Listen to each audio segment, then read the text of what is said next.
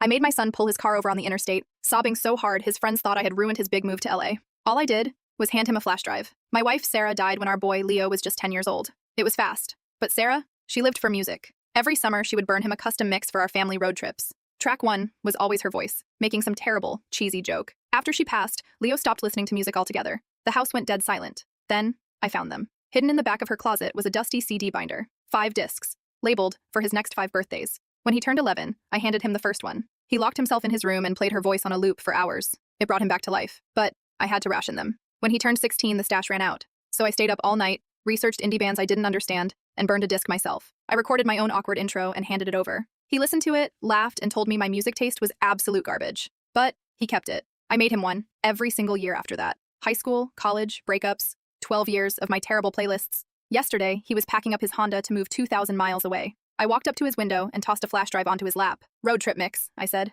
He rolled his eyes, smirking. Better not be more dad rock, old man. He didn't know. I didn't make that one. I had found it taped to the back of Sarah's journal 12 years ago, labeled, For Leo's Biggest Adventure. Track 1 wasn't my voice. It was Sarah's. Recorded when she was sick, but sounding so incredibly alive. Hey kiddo, she said. If you're hearing this, you're going somewhere amazing. And I'm right there, in the passenger seat. He called me from somewhere in Iowa. He couldn't even speak. He just wept. I walked back into my quiet house, sat exactly where I'd made his playlists for years, and realized my job was finally done.